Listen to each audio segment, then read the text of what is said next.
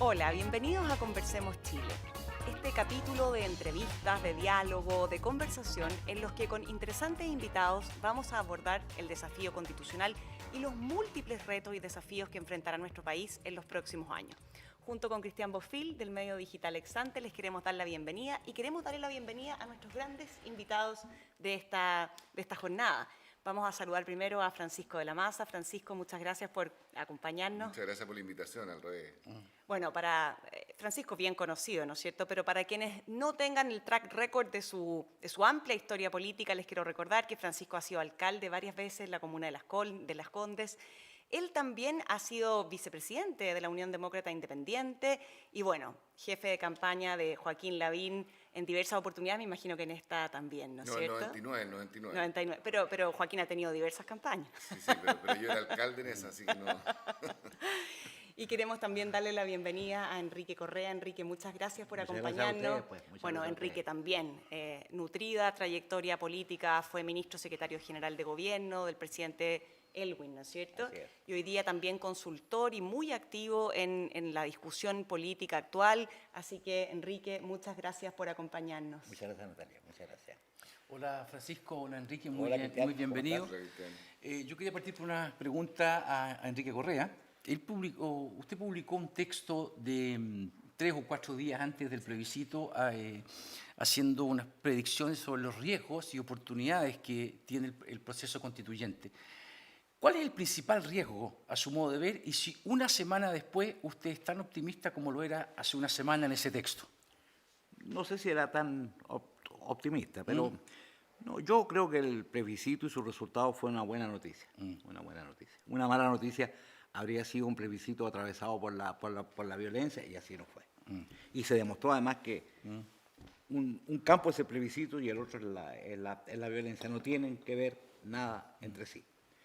Un segundo punto, creo que habría sido una mala noticia un plebiscito con baja participación. Y si bien naturalmente no estuvo a la altura de expectativas que en mi opinión eran desmesuradas, creo que fue en voto voluntario. Cualquier votación que suba del 50% es un éxito. Es decir, hay un 50% y un poquito más de un 50% de chilenos que se expresaron y dieron su expresión clara.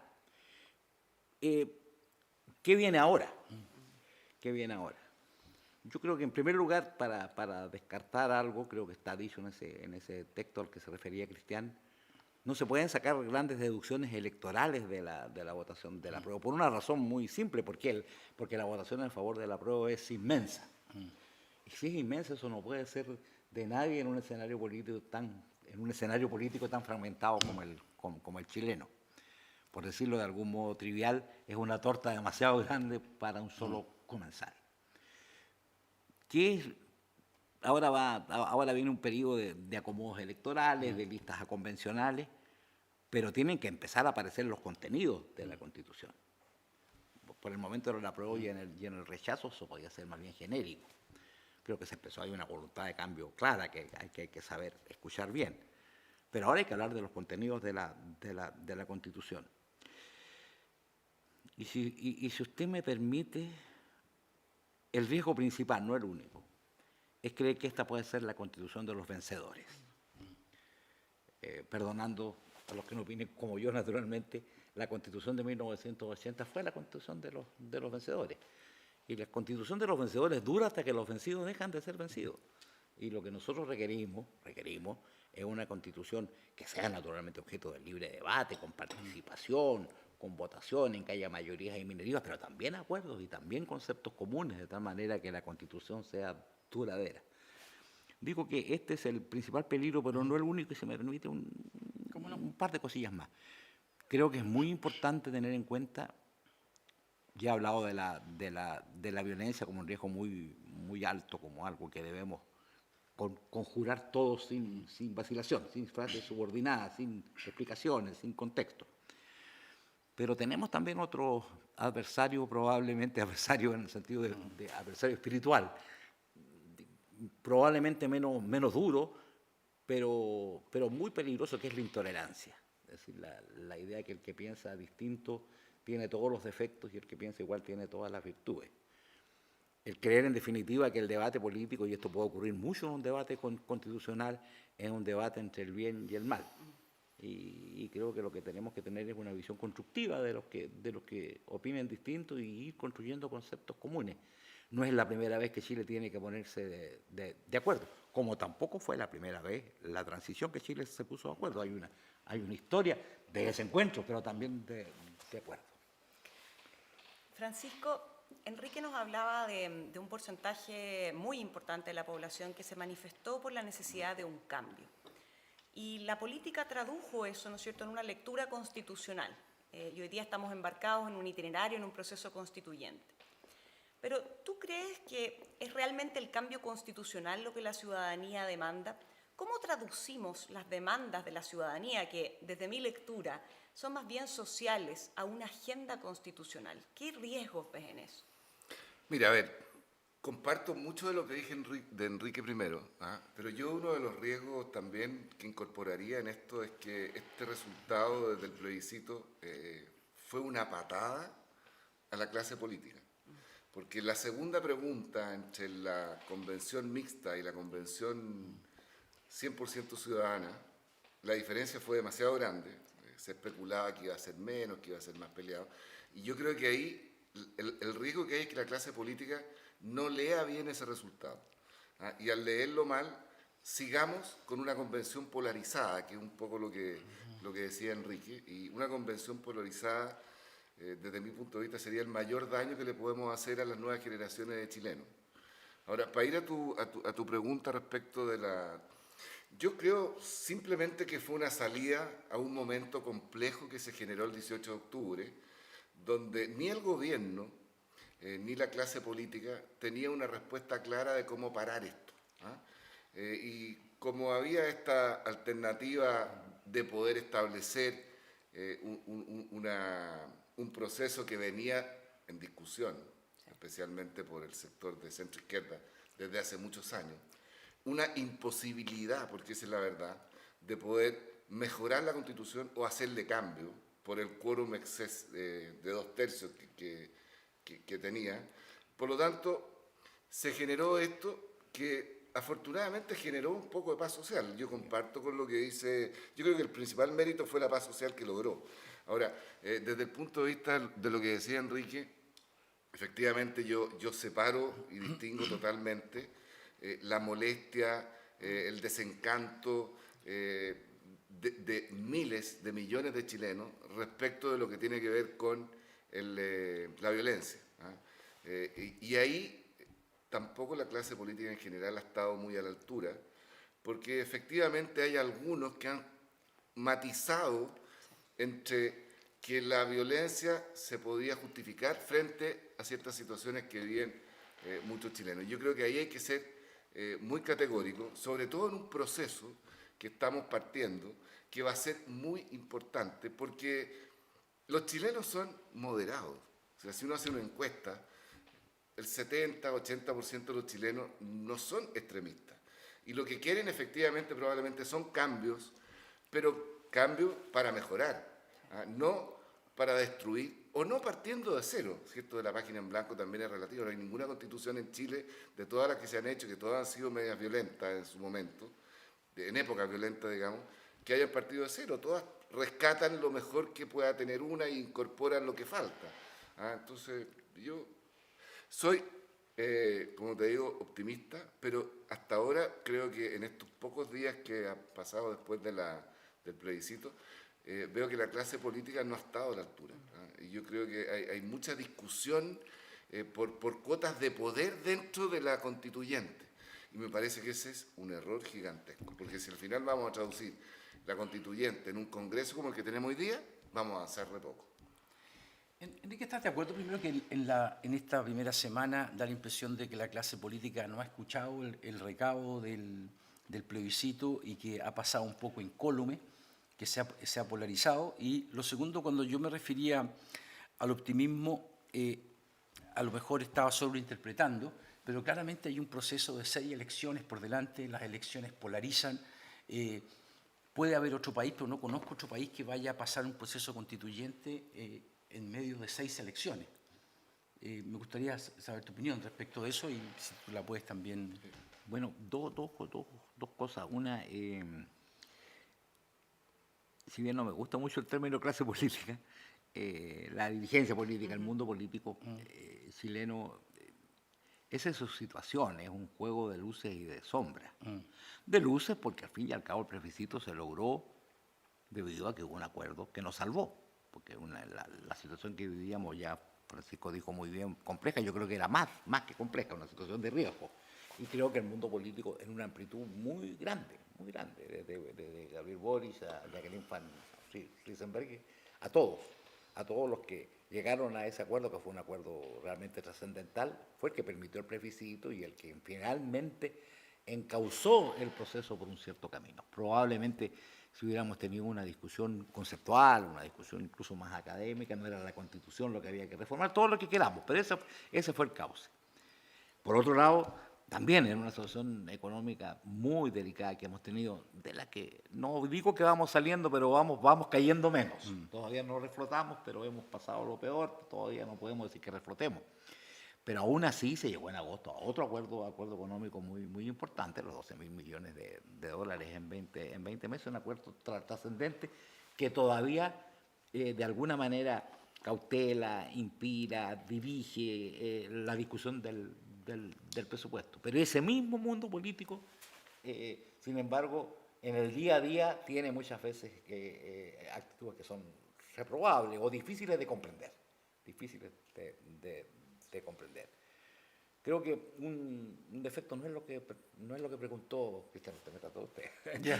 No, está bien. Si quiero que Natalia puso más informal, tu tiempo, no sé problema. Oye, yo no es exactamente lo que tú preguntaste, pero quiero prevenir sobre algo.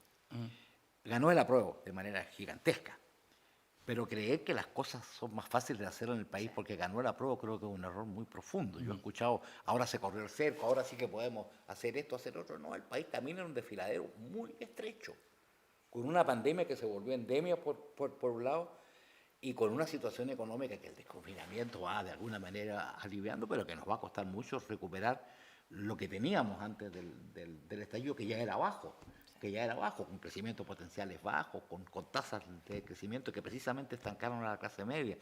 Entonces yo me iría con mucho cuidado en el sentido de combinar la esperanza que representa el plebiscito, porque eso es lo que representa, esperanza de que las cosas van a ir mejor, y realismo respecto a lo que pasa en el país. En relación con la polarización, dos cosas nomás, dos. Yo prefiero, dentro de todo, que tengamos un calendario electoral. Porque el calendario electoral encausa el debate, encausa la polémica. Claro, en algunos casos lo polariza, pero en otros lo modera. Francisco, tú has sido candidato a alcalde y sabes que los discursos de los candidatos a todos son más moderados que los que hay entre una elección y otra, por lo que tú dices. Pero no con este sistema electoral. No, sí, pero nadie plantea cosas demasiado fuera de tono, porque si no pierden votos, porque la mayoría de la gente es moderada. Bueno, lo que pasa ahora con los candidatos presidenciales, que cada vez que tú lo oyes parece que... Claro, y fíjate tú que te voy a decir algo más. La condena a la violencia de parte de la centroizquierda ha sido más vigorosa en el periodo electoral que en octubre. Sí, porque es contradictorio, aumentado. porque la violencia es por completo contradictoria con su interés fundamental, y es que las elecciones funcionen y que las elecciones le vaya bien. Ahora, corremos el riesgo, yo diría que más que de polarizar la elección, el otro riesgo que nosotros tenemos es que estamos con un pie en la frontera del populismo, de las soluciones fáciles, de las soluciones que no son viables, y ahí sí las elecciones pueden abundar con mucho de ello. Por otro lado, perdón, lo último que digo, yo no sé cuánto la dirigencia política tiene claro lo que voy a decir, así espero, pero aquí, pese a todas las palabras, pese a todas las movilizaciones, pese a todos los descontentos, la batalla política, la contienda política se sigue dando en el centro, en la batalla por el centro político, es decir, por el centro moderado. Y si quieres decirlo socialmente, por la clase media. Y si quieres decirlo más precisamente, por la clase media recién llegada, aquella que está sufriendo más duro el embate de un posible retorno a la pobreza. Me refiero recién llegada a la clase media que fue producto de los años de crecimiento. Si tuviéramos que hacer un target, ahí está Ahí, eso es lo que quiera buscar, el centro político y ese sector social, porque Chile se volvió más demandante, más indignado, pero no giró a la izquierda. Nosotros tenemos una sociedad que es más demandante, pero políticamente moderada. Con algo que perder, digamos. Así es, pues. Esa es que hay diferencia entre las sociedades. Pero yo creo que hay un tema que a mí me ha hecho ruido siempre, a lo mejor es porque yo vengo del mundo municipal, pero creo que este es un país es hipercentralizado.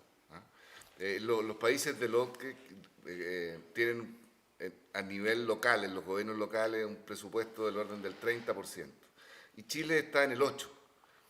Y yo creo que ahí hay obviamente una transformación profunda, porque así como lo vimos en este proceso de la pandemia, donde de los alcaldes muchos movieron la aguja del gobierno para ciertos aspectos, los colegios, la mascarilla, el cierto cuidado, la cuarentena, cuando todavía... yo creo que ahí hay un potencial muy importante en áreas donde los chilenos todavía tienen muy poca respuesta por parte de este gobierno central. En salud primaria, por ejemplo. No costaría nada. Yo, como alcalde, hice una clínica. Claro, todos me decían a mí, no, es que Las Condes tiene plata. Bueno, y si es un problema de plata, ¿por qué no distribuimos distinto la torta, digamos? Pero efectivamente, cuando tú ves que en muchos pueblos de la región, para hacerse un examen de una radiografía, una mamografía, que hoy día son equipos que están, así como los celulares, que hace, no sé, por el año 90 habían 60.000 y hoy día hay varios millones. Bueno, ha pasado lo mismo con esta tecnología en el área de salud, que tú podrías perfectamente distribuirla de una manera distinta y no hacer que hoy día, en los tiempos de hoy día, gente que vive en un pueblo tenga que ir a hacerse un examen a 100 kilómetros, tomando una micro, un bus, y probablemente después de esos 100 kilómetros ni siquiera los puedan atender. Entonces, en el área de la educación pasa lo mismo. La educación pública ha sido muy abandonada. No abandonada ha sido muy abandonada por los gobiernos centrales, porque efectivamente el centralismo tiene recetas de Arica a Punta Arenas con muchas diferencias internas, regionales. Entonces yo creo que ahí hay un potencial. Otra cosa que yo creo que hay una oportunidad. Yo permitiría la reelección presidencial por una vez y única vez. A mí me parece bueno el concepto de poder medir. Y otra cosa que me voy a adelantar es que yo creo también que hoy día, en los tiempos de hoy día, con la velocidad que exige la ciudadanía, tener 2 cámaras es una locura. Yo tendría una cámara nomás, unicameral. Son cosas que estoy diciendo a propósito de lo que tú dices de contenido, que me parece que son de una cierta lógica que hay que discutirla. ¿Y el sistema presidencial? ¿Perdón? ¿Mantendrían el sistema presidencial? ¿Como está actualmente? Yo creo que cambiar el tema cultural me parece complejo. O sea, una cosa son los sajones, que tiene una historia de funcionamiento desde la época de las guerras, y otra cosa es la cultura que tenemos nosotros, que es una cultura más latina. Yo sí lo que haría es que con estas instituciones municipales, que son gobiernos locales, municipales, que han existido desde siempre en la institucionalidad española, por lo menos yo lo que haría es poner fichas ahí. Ahí yo creo que se requiere... Mira, hay ejemplos... Yo he recorrido el sur, me imagino que tú también, o todo Chile, muchas veces, y de repente me encuentro con obras de infraestructura de miles de millones de pesos, puentes construidos donde no hay camino de entrada y camino de salida. Tú dices, y eso lo planificaron entre 4 paredes en Santiago. De eso está lleno de cosas. Entonces yo creo que ahí hay un tema central. Sí. Sin duda es bien relevante lo que plantea Francisco, ¿no es cierto?, acercar los gobiernos a las personas. Sin embargo, yo aquí voy a transparentar, yo tengo un sesgo un poco quizás más arriba en la discusión respecto de la dinámica que hoy día se está produciendo entre el Congreso y el Presidente de la República. Y si bien me parece que el aspecto que toca Francisco es fundamental y creo que tiene que ser parte de la discusión, me preocupa cómo nos enfilamos a introducir mejores incentivos en nuestra Carta Fundamental para que esa dinámica, esa relación, ya sea que tenga o no tenga mayorías en el Congreso el presidente de turno, sea más colaborativa. Y lo digo justamente enganchando con la pregunta inicial, ¿no es cierto?, que tiene que ver con que las demandas de la ciudadanía se le da un cauce constitucional, pero sus demandas son reales, son sociales, tienen problemas en las pensiones, en la salud, en la educación, en la seguridad. ¿Qué se te ocurre, Enrique, que pudiésemos nosotros introducir en la Constitución, en esta discusión constitucional, para mejorar la relación Parlamento-Ejecutivo? Voy a responder, pero voy a también hacer un comentario a lo último que dijiste, Natalia. Bueno, quiero decir una cosa primero de concepto respecto al presidencialismo. Yo siento que la Convención Constituyente, si reúne los 2/3, puede reformar lo que estime. Pero pensemos un poquito en la historia de Chile también. La viabilidad nuestra como nación en el siglo XIX se construyó sobre 3 instituciones: el presidencialismo, el Estado unitario y la administración centralizada de las finanzas públicas. Eso no quiere decir que eso no se pueda cambiar. Ya se cambió después de la Guerra Civil del 91 con muy buenos resultados. Lo quiso cambiar primero el presidente en ese tiempo. Pero yo creo que requerimos de un régimen que establezca un mejor equilibrio entre el presidente y el Parlamento. Probablemente cuando la discusión sobre los quórum, por ejemplo, se discuta, no esté presente solamente en lo que tiene que estar presente, que es la fuerza que tiene el principio de mayoría sobre el principio de la mayoría calificada. Eso es muy importante, saber qué exactamente es lo que puede quedar sustraído de ese principio de mayoría, como debieran quedar algunas cosas, pero en fin, eso los convencionales lo verán. Yo creo que también en este caso hay que medir de otro modo el equilibrio entre el presidente y el Parlamento. Como digo, probablemente quórum, probablemente las urgencias puede ser otro punto que sea muy importante. Probablemente haya que reducir a lo esencial la iniciativa exclusiva. Yo estoy por conservar naturalmente la iniciativa exclusiva en todo lo que tenga que ver gasto, porque esa es una vieja tradición chilena, eso no viene del 80, viene de mucho antes. Pero naturalmente que hay que evitar todo exceso, hay que evitar todo exceso en supraquórum, hay que evitar todo exceso en una concentración de iniciativas exclusivas. Yo creo que en las urgencias podemos volver al sistema de la Constitución de 1925, en que las urgencias eran votadas por el Parlamento. Eso obliga además a un acuerdo práctico, casi semana a semana entre el gobierno y el Parlamento. Entonces, yo siento que cambiarnos a un régimen parlamentario creo que sería experimentar, construir un equilibrio distinto entre el presidente y el Parlamento por estas 4 o 5 vías que he dicho, por 10 más.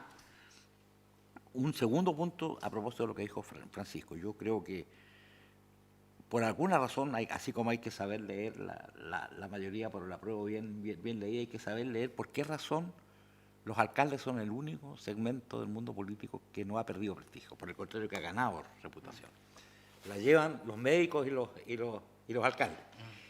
Y yo creo que tiene que ver con una cosa, naturalmente con la cercanía, naturalmente con el conocimiento, hay más trabajo transversal entre los alcaldes, todo lo que sabemos. Pero porque los alcaldes entienden mejor que nadie algo que muchas veces los dirigentes políticos, especialmente en la centroizquierda, a veces no comprenden bien. La gente no quiere revoluciones, la gente quiere acceso a bienes públicos de calidad. Y pugna por ello, y se indigna por ello, y se subleva por ellos. Pero quiere, y eso los alcaldes lo comprenden por completo. Tú mismo hablaste del policlínico. Jadwe, con diferencia de las posiciones políticas que pueda tener, de las opiniones que uno tenga, también ha construido, ha tenido iniciativas que resultan interesantes para su gente. Si miramos, el prestigio de cada alcalde tiene que ver con esta regla de oro, que es la pugna por el acceso a bienes públicos de calidad. Y la otra cara, finalmente termino, hay otro equilibrio que la Constitución tendrá que ver, no sé cómo irá a hacer eso, yo creo que eso es más difícil todavía, que es el equilibrio entre descentralización y Estado unitario. Y eso no solo tiene que ver con el tema de atribuciones, sino que tiene que ver con la administración de finanzas públicas.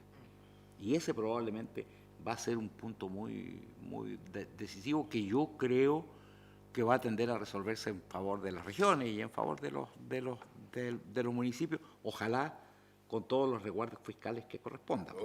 Porque los países muy descentralizados, pues Argentina es un caso, en Argentina es muy difícil hacer un ajuste, porque una cosa es lo que resuelve la autoridad y otra la que resuelven los gobernadores. Y con las responsabilidades del caso. Y por tanto, cuando tenemos crecimiento y momentos buenos, maravilloso, lo podemos repartir bien, pero cuando tenemos momentos críticos, requerimos de una autoridad centralizada que tome decisión y que tenga fuerza para Pero hacerlo. en Argentina habían bancos centrales autónomos, que era una cosa de loco, no estamos hablando de eso.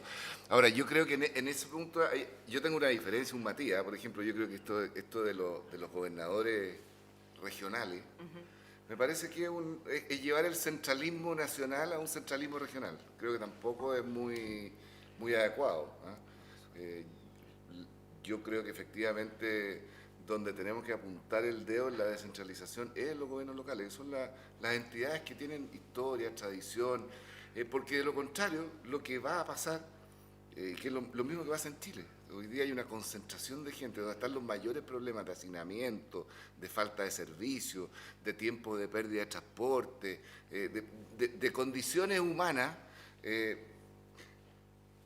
muy malas, digámoslo así, en la sociedad, en Santiago principalmente. Y cuando nosotros trasladamos ese centralismo a región, lo que vamos a tener es Concepción con ese problema, con el abandono de los pueblos, las ciudades chicas, más pequeñas, porque ahí está la mayoría de votos y por lo tanto es donde se concentra o el populismo o el trabajo en terreno real para poder satisfacer ese proceso. Entonces, yo tendría mucho cuidado en el tema de la descentralización regional. Por otro lado, este es un país unitario, como tú lo dices, y si tenemos presiones políticas muy fuertes, el enfrentamiento con el gobierno central puede ser terrible, de una autoridad que no tiene muchas atribuciones, salvo la política.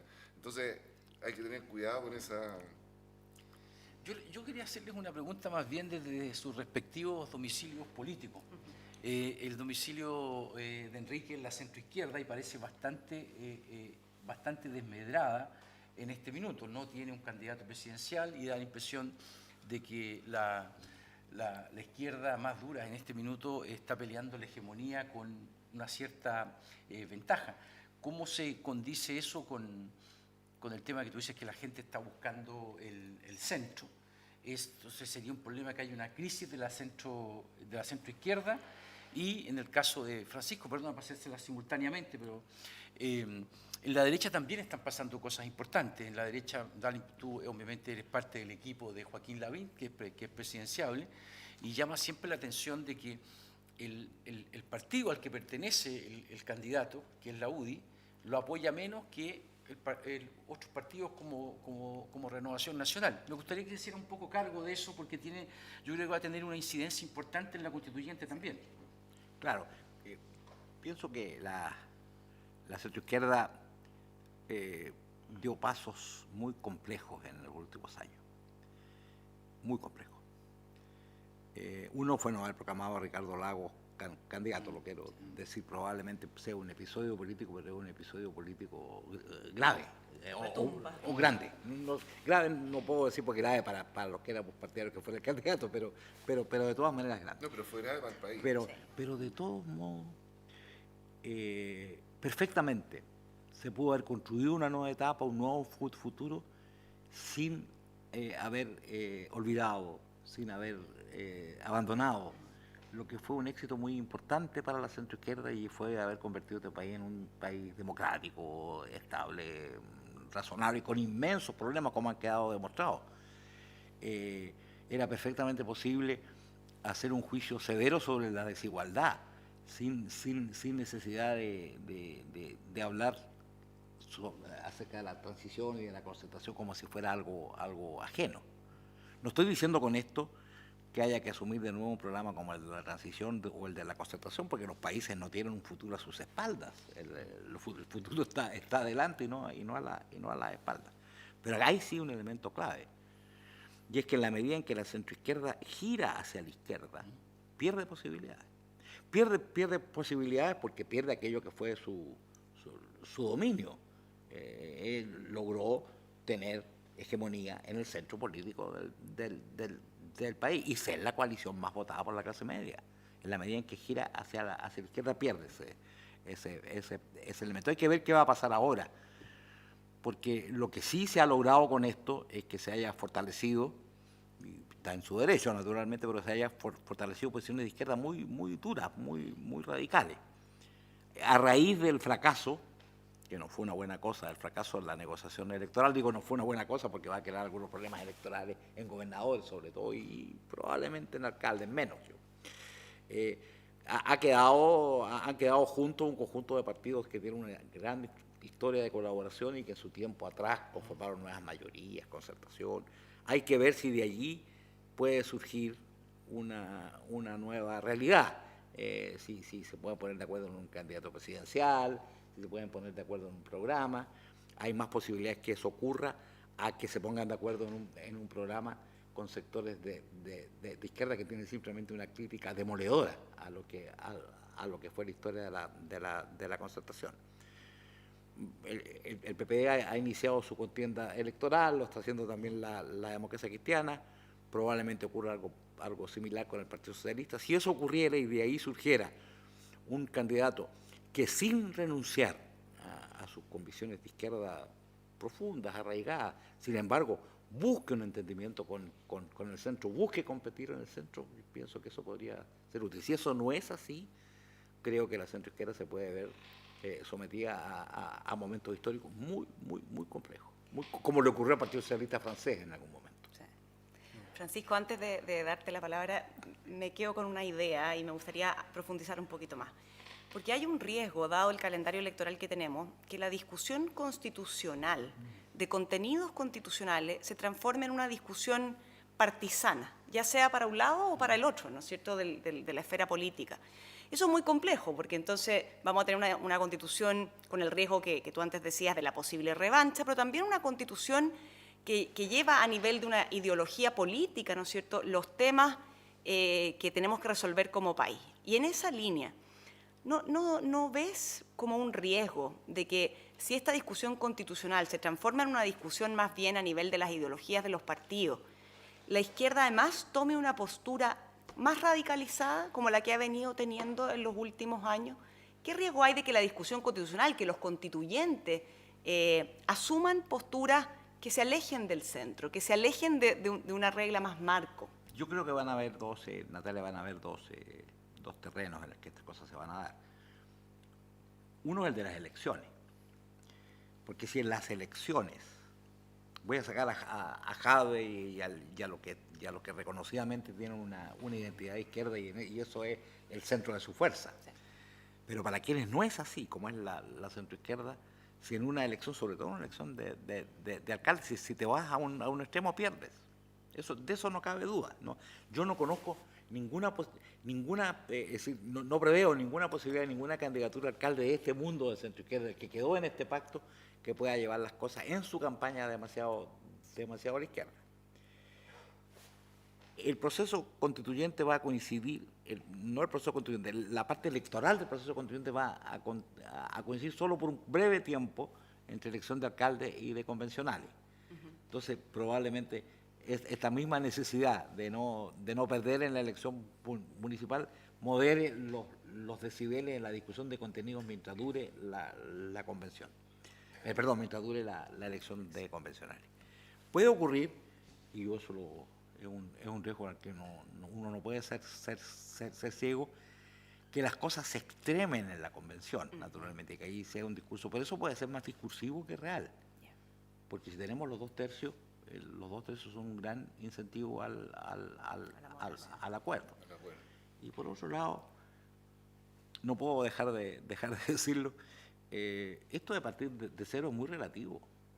Desde ya por la historia constitucional, naturalmente ninguna constitución ha partido de cero. La misma constitución del 25 es la del 33 reforma, hasta incluso la del 80 en relación al 25, que podría ser la más radical. Pero además porque cuando discutimos y negociamos, antes de que Erwin fuera presidente, no era ni siquiera candidato presidencial todavía, las reformas constitucionales con Carlos Cáceres, que nosotros negociamos con José Antonio, con Adolfo Veloso, Oscar Andrade, en fin, y Carlos Cáceres llevó la negociación por el otro lado. En estos días se ha recordado mucho de eso. Un asunto que se acordó fue la incorporación al artículo 5º de la Constitución de todos los tratados. Y eso es parte de aquello que constituye una de nuestras fortalezas y es nuestra firme pertenencia a la comunidad internacional. Y esos tratados garantizan todos los derechos, desde los derechos humanos al derecho de propiedad. Entonces hay una serie de asuntos que pueden llevar a que naturalmente, y va a ser así, a que en lo que pudiéramos llamar el acta discursiva de la Convención podamos escuchar todas las posiciones, desde las más extremas hasta las más moderadas. Pero yo pienso que de alguna manera los mecanismos previstos en el acuerdo pueden ayudar a atenuar ese efecto que dice Natalia. Francisco, ¿cómo lo ves tú? Mira, a ver, yo creo que efectivamente la pregunta que me hacías tú, Del domicilio electoral. del domicilio electoral de Lavín, yo creo que el domicilio electoral de Lavín es de un dirigente de centro derecha que ha tenido una historia grande, desde la UDI, la época de la transición también, y obviamente esa capacidad de visión o de mirada o de anticipación probablemente, que también la tiene Lagos, y que a Lagos en su momento, como tú bien dijiste, le dieron la espalda, que para mí fue un error del sector y que le afectó al país necesariamente.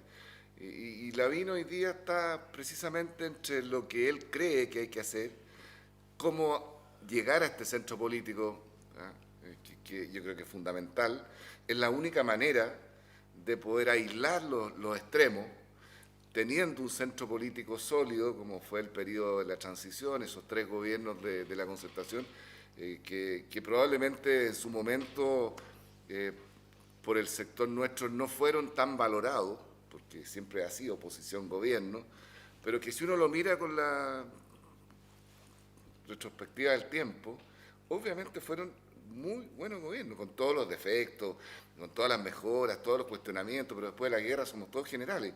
Y yo creo que a partir de eso, ahí hay una experiencia, de alguna manera, que fue probablemente por los amarres que tenía la Constitución. Acordémonos que habían senadores designados, con lo cual había que negociar, o sea, mayoría, ustedes tuvieron muy pocas después de la transformación del Lago nomás.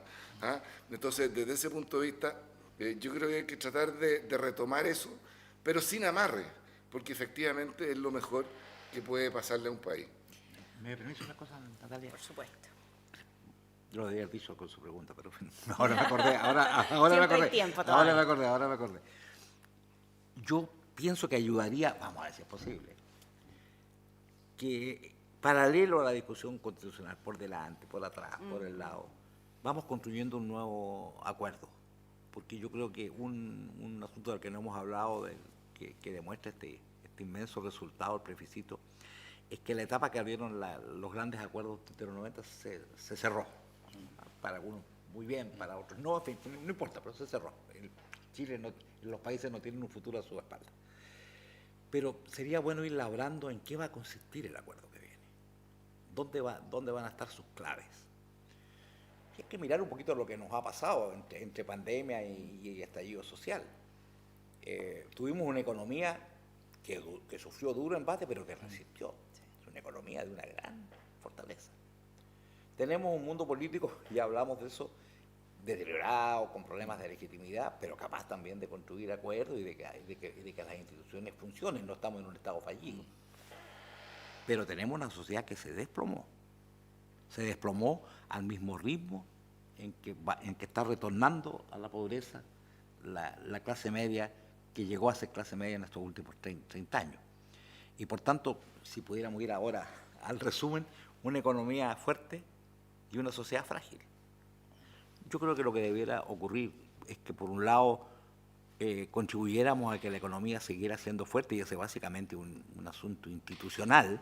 Ese podría ser un lado del acuerdo, y eso tiene que ver con Banco Central Autónomo, no tiene que ver con demasiadas cosas, tiene que ver con Banco Central Autónomo, con economía abierta, con reglas fiscales y con un sistema financiero sólido y profundo. Y al otro lado, derechamente un estado de bienestar. Derechamente un estado de bienestar, es decir, una elevación de la protección. Ahora, eso requiere un acuerdo de segundo piso, digamos, que tiene que ver con tributos por un lado y con crecimiento por otro. Yo creo que si fuéramos construyendo un acuerdo, los acuerdos no se construyen siempre a toda bocina. se van construyendo, no en las cocinas, me refiero, se van construyendo primero acuerdos conceptuales, esta idea que empieza a surgir. Claro, lo dijo Lavín, un país más socialdemócrata, otros dicen no sé qué, pero yo creo que vamos construyendo como un nuevo mood, como un nuevo leitmotiv, como una nueva música de fondo que nos vaya orientando y que nos demuestre que tan en las antípodas no estamos, porque yo creo que ese puede ser un acuerdo posible. Lo que sí no es posible es que yo quiera estado de bienestar y destruya las instituciones que hicieron fuerte a la economía. Y lo que no es posible es seguir teniendo una sociedad con los grados de fragilidad que tiene esta. Hemos hablado, aquí Enrique nos ha resaltado el aspecto, ¿no es cierto?, de nuestra economía, de nuestra sociedad. Yo los quiero devolver a la política, porque ustedes dos han hecho un punto que me parece central, que es justamente que la sociedad es una sociedad que tiene más ideas de centro, que es más moderada en sus planteamientos.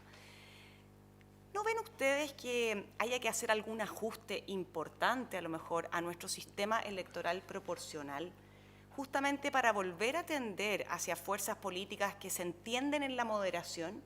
Yo no digo eliminarlo, pero ajustarlo y reorientarlo para que esas fuerzas políticas en el Congreso caminen hacia los acuerdos. Yo lo veo difícil. Yo también. Yo lo veo difícil. Sí, yo creo que es difícil, perdón. Sí, Porque en realidad cuando tú tratas de encauzar las cosas de una cierta manera, lo que estás haciendo es restringiendo otras. ¿Ah? Y probablemente ese encauzamiento, como fue el sistema binominal en algún momento, que lo tuvimos, funcionó paritariamente, en la práctica era igualar situaciones de 2 tercios con 1 tercio, ¿ah? Que fue lo que finalmente hubo que cambiar producto de esta disparidad. Entonces a mí me parece que en el futuro lo que hay que buscar, yo creo, son instancias de comunicación que se han ido perdiendo. Yo no sé, la verdad, Enrique dice, bueno, pues sería bueno iniciar un proceso de buscar acuerdos de largo plazo, de mediano plazo, cuáles son las transformaciones que se necesitan, que efectivamente en Chile se perdieron en alguna oportunidad. Yo creo que después del gobierno de Ricardo Lagos, ¿ah? Y probablemente lo que vino después fue una cosa muy polarizada, sin pensar en el Chile de los próximos años, más bien pensando en la cuota de poder del minuto, de las cuotas electorales, pero... ¿Y no te parece que ese sistema proporcional puede justamente tender aún más a esa polarización y que a lo mejor hay que hacerle algunos sin duda que ajustes? El sistema proporcional lo que hace es que ramifica al infinito los votos. De hecho, lo tuvimos el año 70, 73, que era ya el sumum del asunto, pero tampoco lo puede restringir. A no ser, Natalia, que prospere, yo no estoy de acuerdo con aquí, no estamos para decir lo que estamos de acuerdo, no estamos de acuerdo, tenemos que contar cómo vemos las cosas. Que efectivamente prosperara la idea de cambiar el sistema presidencial. Ya. Bueno, ahí sería distinto. Porque si cambia el sistema presidencial, y en esto no es un asunto de izquierda y de derecha, yo he tenido una discusión en otro lugar a distancia, muy profunda con Carlos Larraín, por ejemplo. Carlos Larraín es partidario de cambiar el régimen político, yo no. Si usted cambia el régimen político no puede seguir con el mismo sistema electoral. Eso sí que los convencionales, si tomaran ese acuerdo, como no es una materia constitucional el sistema, tendrían que viabilizar las cosas para el cambio del sistema. Con un sistema presidencial, aunque sea atenuado y sin un gran cambio, yo no veo muchas posibilidades. Enrique, ¿tú no crees que lo más complejo es la mezcla del voto voluntario con este sistema proporcional? Es posible. Porque lo que hace antes un político necesitaba tratar de convencer un poco al otro. Hoy día, si tú te eliges parlamentario con un 5%, con un 3%, claro, tú le hablas a tu platea y favorece más solamente partisana, el voto duro. y por lo tanto eso tiende a polarizar. Sí, y favorece solamente el voto duro. Y el voto duro en Chile es bastante más sectario, bastante más, no sé si sectario, bastante más segmentado y bastante más pequeño. Por ejemplo, en Argentina, Cristina Kirchner tiene un 35%, nadie tiene un 35% de voto duro acá. Trump tiene un 40%. Es decir, es el gran problema que tiene Biden, que aunque lo favorece, pero no puede. Claro, ese es un cambio que uno podría analizar. Claro, porque el voto voluntario solo te hace hablar a tu voto duro, con eso te basta. Pero la mezcla con este proporcional por eso digo, es una cosa es probable que Chile tenga que volver al voto obligatorio, más bien, es posible. yo creo. Sí. Y universal de la misma manera que está. Sí, Bueno, de sí. hecho el plebiscito salida va a ser así. Sí, así va a ser. O sea, Y es difícil que después de eso no exista claro, una continuidad. un envión Es hacia, como hacia la reforma. Esto es como los impuestos. Claro. Cuando dicen que son transitorios, pero al final quedan Eso no definitivos. existe. O que cierran Los el cambios. debate. Eso no existe. Cierran el Eso debate, no existe. no existe eso. Sí. ¿Nos quedan algunos minutitos o estamos terminando? Quizás para ir cerrando y para darle a lo mejor a nuestros auditores alguna señal respecto de los partidos políticos. Hubo diversos columnistas la semana pasada que se refirieron a la importancia de los partidos políticos y sin perjuicio de la mayor participación ciudadana, los partidos son la base de la democracia representativa. Me gustaría, en 2 palabras cada uno, desafíos de los partidos políticos para este Chile que viene. Yo puedo partir porque lo mío es más corto, va a ser cortito. No, si lo mío también, Francisco. yo creo que el gran desafío es estar a la altura. Los partidos políticos tienen una misión que cumplir muy importante y precisamente esa misión es hacer que el país sea mejor, transando. Aquellas personas que yo veo hoy día en la clase política como dirigentes o altos dirigentes que creen que la pelota es de ellos y que si no hay pelota no juegan al fútbol o no juegan el partido, me parece que es un error. Yo creo que aquí efectivamente lo que hay que hacer es un llamado a los políticos, así como ha habido acuerdos importantes en momentos muy extremos por lo demás, ¿por qué no en momentos de normalidad también estar permanentemente tratando de buscar esos acuerdos de manera de ir avanzando en soluciones que por lo demás todos compartimos? Todos sabemos que aquí hay niveles de desigualdad, que hay un Estado que no tiene la capacidad suficiente para poder generar ciertos servicios que la ciudadanía está demandando hoy día de un cierto nivel de dignidad. Todos sabemos eso, pero cuando llega el momento de tener que decidir, parece que estamos en la discusión de extremos. Entonces, yo el llamado que haría es precisamente eso, a estar a la altura con respecto a esta nueva etapa, este nuevo proceso que estamos iniciando en Chile. Un asunto bien importante. Primero, que creo que lo más importante que quiero decir, yo miro con bastante preocupación esta tendencia a denigrar al mundo político. Incluso como el plebiscito, sí es cierto que la Convención Constituyente y la mayoría que tuvo es de alguna manera un mentir, pero es relativo también, porque el origen, repito, sin ese mundo político no habríamos tenido plebiscito. Y sin ese mundo político tendríamos una discusión caótica del presupuesto hoy por hoy. Entonces, soy muy resistente porque además, en la crítica a los partidos y en la crítica brutal a los partidos, esto que se vayan todos, que no queremos nada con nadie, no solo está el populismo presente, sino que está también la autocracia, el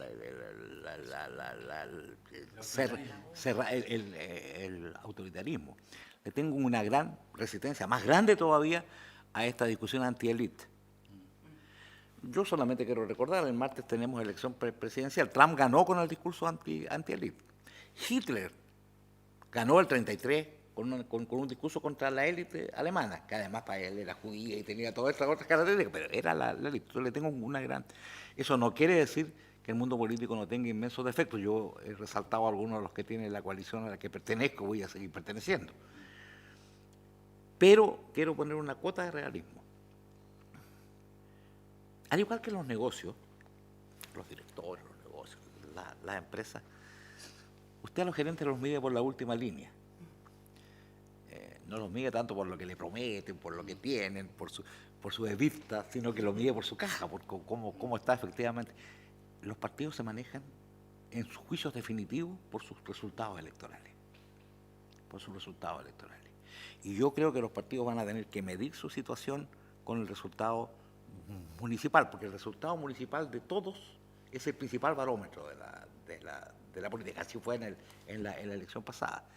Y yo siento que no tengo un buen pronóstico de lo que puede pasar con algunos partidos en el terreno municipal. Sin que eso ocurra, no hay un incentivo de verdad para la discusión en los partidos. Pero yo creo que ahí hay una distorsión, porque en general en las elecciones municipales el voto es mucho más personal que partidista. Entonces, ojo con eso. No el de Siempre concejales. predicen bien. No, el de concejales. No el de concejales. El de concejales, No, ese es más predictivo. el barómetro de verdad, si uno pudiera segmentar, Está incluso bien, no, más es que, que tú más que el dijiste el parlamentario. alcalde, tú dijiste Más, el sí, perdón.